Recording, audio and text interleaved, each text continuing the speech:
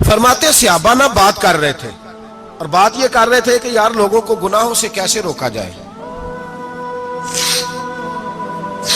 لوگوں کو گناہوں سے گفتگو صحابہ یہ کر رہے تھے۔ عبداللہ ابن عمر کہتے ہیں بیٹھے تھے اور جو گفتگو کر رہے تھے کہ گناہوں سے پلاننگ جی ہوتی تھی، ان کی جو محفلیں ہوتی تھی نا بیٹھ کے، وہ خوش گپیاں نہیں ہوتی تھی، بلکہ وہ تبلیغ کی جد و جہد کی، لوگوں کو برائی سے منع کرنے کے لیے بیٹھتے تھے، اس پر منصوبہ بندی کرتے تھے، پلان کرتے تھے، آگے ترتیب دیتے تھے۔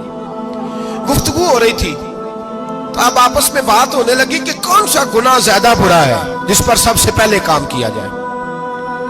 تو دور ایک صحابی بیٹھے تھے، ان کا نام تھا عبداللہ ابن عمر، ایک عبداللہ بن عمر ہے اور ایک عبداللہ ابن عمر ہے۔ حضرت عبداللہ ابن عمر دور بیٹھے تھے، بڑے سمجھدار سیانے باریک بین آدمی تھے۔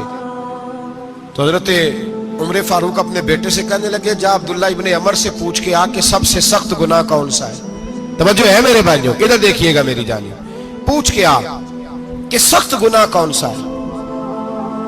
عبداللہ بن عمر رضی اللہ تعالیٰ عنہ کی خدمت میں جب عبداللہ ابن عمر گئے تو جا کے کہنے لگے کہ صحابہ پوچھتے ہیں کہ آپ نے زیادہ وقت گزارا ہے نبی رحمت صلی اللہ علیہ وسلم کے پاس، تو بتلائیے برا گناہ کون سا ہے، سب سے سخت گناہ، تاکہ سب سے پہلے اس پر پابندی لگائی جائے، اس پر محنت کی جائے۔ تو حضرت عبداللہ ابن عمر کہنے لگے صحابہ کو جا کے بتا دو کہ سب سے برا گناہ شراب پینا ہے، سب سے برا گناہ، اور یہ ام الخبائث ہے، برائیوں کی جڑ ہے، گناہوں کی ماں ہے، یہ بنیاد ہے، باقی گناہ اسی سے شروع ہوتے ہیں۔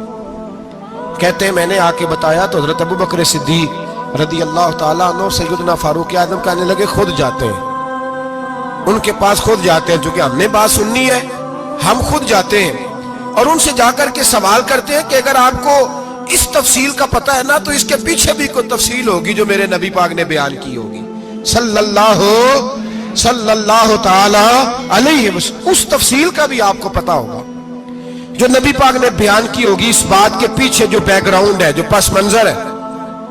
فرماتے ہیں کہ ہم اٹھے عبداللہ ابن عمر کے پاس گئے، ان سے جا کے پوچھا کہ جناب آپ نے یہ تو فرمایا ہے شراب ام الخبائث ہے، تو اس کے پیچھے پس منظر کیا ہے؟ تو عبداللہ ابن عمر کہنے لگے یہ میں نے اپنے پاس سے نہیں کہا، یہ میں نے نبی پاک سے سنا ہوا ہے۔ حضور سید عالم صلی اللہ علیہ وسلم بیٹھے تھے تو حضور نے فرمایا شراب یہ نشہ یہ برائیوں کی ماں ہے، اور پھر حضور نے ایک مثال بیان فرمائی۔ نبی رحمت علیہ السلام نے فرمایا بنی اسرائیل کا ایک واقعہ ہے، ایک خوبصورت جوان تھا، ایک عورت کا دل آ گیا اس پر۔ یہ یاد رکھ لیں، ہم لڑکوں کو منع کرتے رہتے ہیں لیکن ہمیں گھر کی بچیوں پر بھی توجہ دینی ہوگی، ہمیں ان کے فون پر بھی نگرانی کرنی ہوگی، ہمیں وہاں بھی غور کرنا ہوگا، اس لیے کہ اگر کوئی بچی گنجائش نہ دے تو میرا خیال ہے کہ لڑکا جرت کرنے کی طاقت نہیں رکھتا، تو وہاں بھی ان کی اماں سے کہے کہ پابندی لگائے، بچی کسی کا موبائل لے کر کے کہیں اس کو استعمال تو نہیں کر رہی، اس پودے پر بھی توجہ دے، درخت بننے سے پہلے اس کی بھی نگرانی کریں، یہ بھی بڑا ضروری کام ہے۔ عورت کا دل آ گیا تو نبی پاک علیہ السلام فرماتے اس نے کوئی بہانہ لگایا، کسی کو کہا کہ اس نوجوان کو بلا کے لاؤ، اس کو کہو کہ ہم نے کوئی گواہی لینی ہے تجھ سے۔ وہ نوجوان آیا، ایک کمرے میں داخل ہوا تو اگلے کمرے میں لے گئے، وہاں داخل ہوا تو اس سے اگلے کمرے میں لے گئی، وہ داخل ہوا تو اسی طرح 7 مکفل کمروں میں لے گئی۔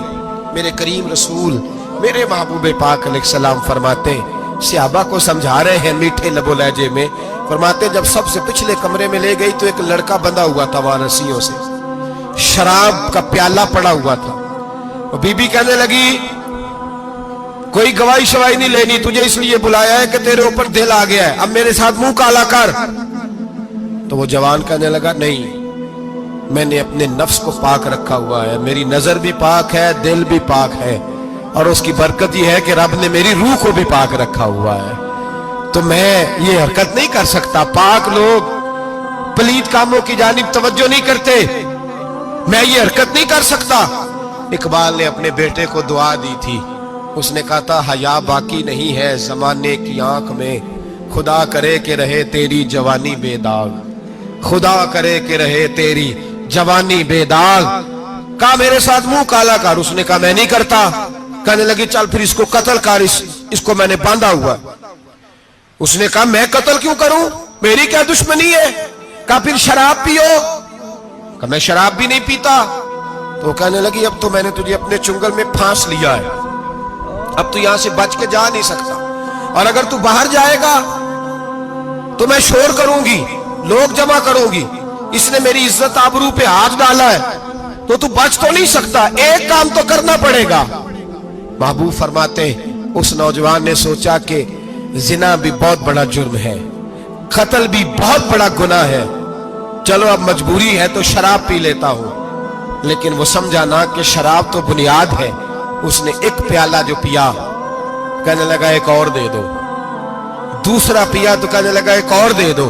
अब 3 प्याले 3 बोतलें शराब जो पी चुका तो खुमारी चढ़ गई। अब उस औरत के करीब जाने लगा कि मैं तेरे साथ जिना करूंगा। उसने कहा जब तक मैं करीब नहीं आने दूंगी जब तक तू इसे कत्ल न करे। उसने उसे कत्ल भी किया, जिना भी किया। तो महबूब फरमाने लगे ये कत्ल और जिना जो हुआ है तो ये शराब की वजह से हुआ है।